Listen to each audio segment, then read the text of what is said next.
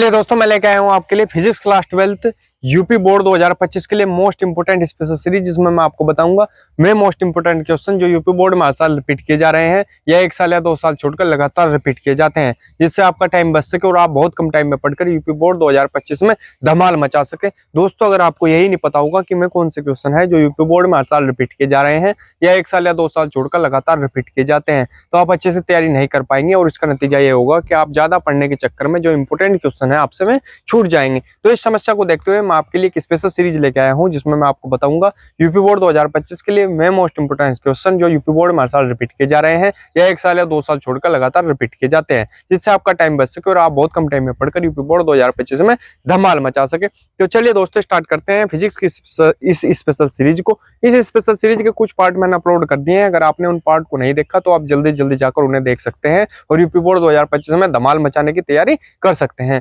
Chemistry के जो part हैं स्पेशल सीरीज के में भी कुछ पार्ट मैंने अपलोड कर दिए हैं, अगर आपने उन्हें भी नहीं देखा तो आप उन्हें भी जाकर यूपी बोर्ड 2025 में धमाल मचाने की तैयारी कर सकते हैं। तो चलिए दोस्तों, स्टार्ट करते हैं इस स्पेशल सीरीज के इस पार्ट को। क्या है क्वेश्चन हमारे पास? समांतर प्लेट संधारित्र की धारिता के लिए सूत्र का निगमन कीजिए। इसकी धारिता को किस प्रकार बढ़ाया जा सकता है? ठीक है, अथवा में प्रश्न ऐसा पूछा जाता है, संधारित्र क्या होते हैं? समांतर प्लेट संधारित्र की धारिता का व्यंजक व्युत्पन्न कीजिए। ठीक है, कौन कौन से सन में आया हुआ? 2017, 2018, 2019, 2020, 2022, 2024 यूपी बोर्ड में आया हुआ क्वेश्चन है, मोस्ट इंपोर्टेंट क्वेश्चन है। ठीक है, संधारित्र वाले मोस्ट इंपोर्टेंट होते हैं, 2 ही क्वेश्चन है इसमें मोस्ट इंपोर्टेंट है, संधारित्र के में इंपोर्टेंट है, उनमें से एक हर साल आता रहता है। ठीक है, अब एक चीज का ध्यान रखेंगे, अगर किसी के पास 2024 का पेपर है और उसके पेपर में क्वेश्चन नहीं दिया हुआ है तो क्या आप ये ना सोचेंगे, ये नाम मत सोचना कि यूपी बोर्ड 2024 में आया हुआ नहीं है, क्योंकि जो यूपी बोर्ड है वो हर साल 7 सेट बनाता है और सातों के सातों सेट आपके पास उपलब्ध नहीं होंगे। तो इस चीज का बिल्कुल ध्यान रखेंगे। अगर आपको देखना है या मैच करना है पूरा कि यूपी बोर्ड 2024 में आया हुआ है या नहीं, तो आपको क्या करना पड़ेगा? अनसोल्ड पेपर लेना पड़ेगा, तभी आपको पता लग पाएगा कि यूपी बोर्ड 2024 में आया हुआ है या नहीं है। ठीक है, तो इस चीज का ध्यान रखेंगे, क्वेश्चन को देखेंगे। और एक चीज का और ध्यान रखेंगे कि जो यूपी बोर्ड है वो हर साल जो पेपर बना रहा है वो पिछले कुछ सालों से ही बना रहा है। मान लिया 5-7 साल पहले जो क्वेश्चन पूछे गए थे वही क्वेश्चन 5-7 साल बाद पूछे जा रहे हैं, तो इस चीज का ध्यान रखेंगे। मतलब 90 से 95% पेपर वही आ रहा है जो पिछले 5 सालों में आया हुआ है। मान लिया अगर आपने पिछले 5 साल के जो पेपर हैं उन्हें अच्छे से तैयार कर लिया तो आप यूपी बोर्ड 2025 में बहुत अच्छे नंबर ला पाएंगे। इस चीज की मैं आपको गारंटी देता हूं कि और मैं ही क्वेश्चन करा रहा हूं जो यूपी बोर्ड के हिसाब से मोस्ट इंपोर्टेंट है और जो यूपी बोर्ड में हर साल आए हुए हैं या 1 साल या 2 साल छोड़कर आ रहे हैं या उनके आने की संभावना 99% है। ठीक है, तो चलिए दोस्तों, स्टार्ट करते हैं इस स्पेशल सीरीज के इस पार्ट के इस क्वेश्चन को। ठीक है, क्वेश्चन ये है भाई। ठीक है, उसके बाद क्या करना है? ये चित्र बनाना है आपको, बड़ा प्यारा सा, बहुत ही सिंपल सा चित्र है। ठीक है, तो ये कब बनाना है?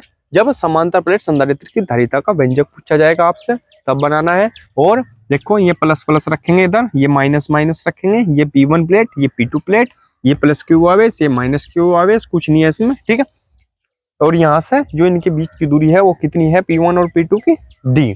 क्लियर? यहाँ तक कोई दिक्कत नहीं है, इसका स्क्रीनशॉट ले लेंगे, फिर आगे बढ़ेंगे। इसका करते हैं हम सॉल्यूशन बहुत ही आसान तरीके से, और कोई भी कथा सी नहीं लिखनी, कथा वगैरह कुछ नहीं लिखनी फालतू, हमें सिर्फ वही लिखना है जो क्वेश्चन में पूछा गया है और एग्जाम की दृष्टि से मोस्ट इंपोर्टेंट है और हम पढ़कर उसे याद कर सकते हैं या उसे मतलब समझ सकते हैं और उसे एग्जाम में लिख सकते हैं। अगर आपने ज्यादा याद कर लिया तो क्या होगा? नंबर तो उतने ही मिलेंगे। अगर आपने लिख भी दिया हो तो नंबर उतने मिलेंगे, लेकिन उसके चक्कर में आप में क्वेश्चन 10 छोड़ देंगे जो आपको करने चाहिए थे, जो मोस्ट इंपोर्टेंट थे। ठीक है, तो अगर आप सटीक लिखेंगे, अट्रैक्टिव लिखेंगे तो आपके नंबर बहुत अच्छे मिलेंगे। और ज्यादा ये मतलब नहीं होता कि ज्यादा लिखना है तो ज्यादा नंबर मिलेंगे, ऐसा कुछ नहीं होता। अगर आपका जो लिखा हुआ है वो प्रभावशाली है, एग्जामिनर को ये अच्छा लगता है कि हाँ आपने लिखा है टॉपिक वाइज, तो आप अच्छे नंबर पा सकते हैं। अगर वरना अगर ज्यादा पढ़ने के चक्कर में रहोगे, मॉडल में से पढ़ लिया, बुक में से पढ़ लिया, तो वो आप वहां पर नहीं लिख पाएंगे। अगर लिख भी पाएंगे तो एक क्वेश्चन में ही आपके 3 घंटे पूरे हो जाएंगे। तो इस चीज को ध्यान में रखेंगे, कहीं भी रट्टा नहीं मारना है। ठीक है, तो स्क्रीनशॉट ले लेंगे, आगे बढ़ते हैं, जल्दी से जल्दी इसका सोल्यूशन करते हैं।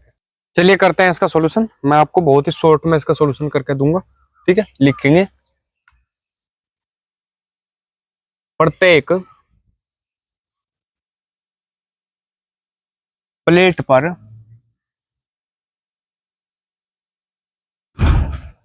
आवेश का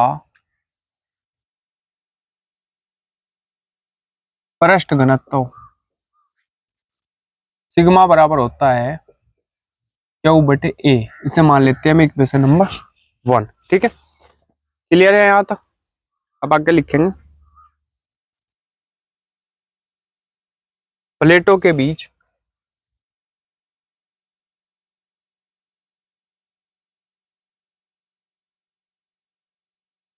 बीच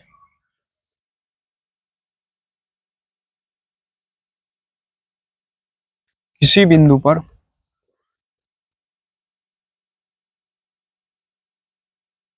वैद्युत क्षेत्र की तीव्रता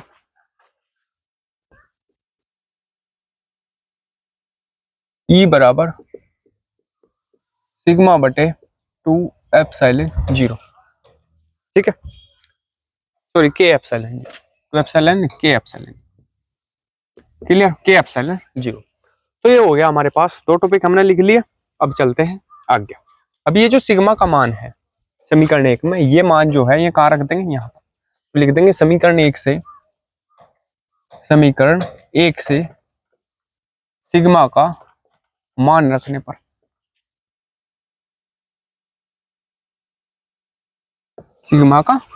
पर तो रख देंगे यहाँ पर। तो E बराबर आपके पास क्या हो जाएगा?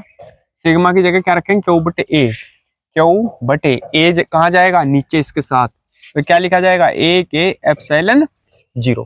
क्लियर है यहाँ तक? ठीक है भाई, इसे मान लेते हैं हम इक्वेशन नंबर 2। अब आगे बढ़ेंगे। अब लिखेंगे माना 2 प्लेटों के बीच विभवांतर V वोल्ट है,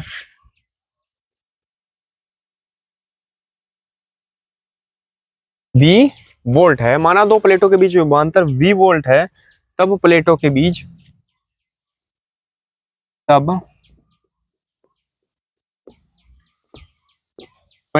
बीच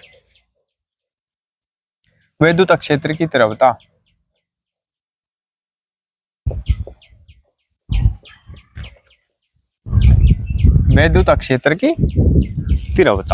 ठीक है भाई, क्लियर है यहाँ तक? वैद्युत क्षेत्र की तीव्रता। अब क्या करते हैं? E बराबर हमारे पास होता है V बटे डी, ये फॉर्मूला है। ठीक है, V बटे डी। अब V बटे डी है ये, अगर हम इसकी क्रॉस मल्टीप्लाई करें इसके साथ तो V बराबर आपके पास क्या आ जाएगा? ED। इसके साथ करी हमने और इसके साथ करी। V की 1 के साथ करेंगे तो क्या आएगा? V बराबर E की D के साथ करेंगे तो क्या आएगा? ED। क्लियर, ED ये आ जाएगा। ठीक है, इसे क्या मान लेते हैं हम? Equation number 3।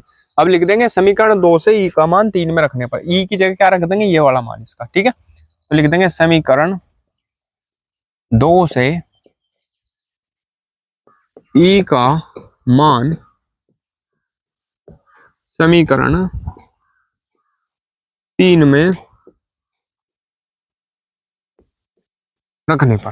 ठीक है भाई, समीकरण 3 में रखने पर यहां रखेंगे V बराबर E की जगह क्या रखेंगे? ये Q बटे A के एप्सिलॉन 0, Q बटे A के एप्सिलॉन 0 D है इसके साथ, तो ये बन जाएगा Q D A के एप्सिलॉन 0। ठीक है, D तो ये था इसके साथ, E की जगह हमने E का मान रख लिया Q बटे A के एप्सिलॉन 0। क्लियर है यहाँ तक? कोई दिक्कत नहीं है। ठीक है, इसे मान लेते हैं हम इक्वेशन नंबर 4।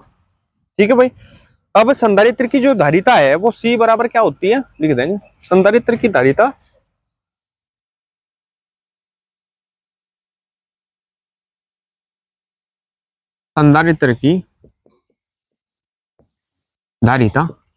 C बराबर होती है Q बटे V। अब ये जो 4 है, समीकरण 4 में V का मान है, ये कहाँ रखेंगे? यहाँ पर। ठीक है, तो लिख देंगे इसे मान लेंगे क्वेश्चन नंबर 5। तो लिख देंगे समीकरण 4 से V का मान समीकरण 5 में रखने पर। लिख देंगे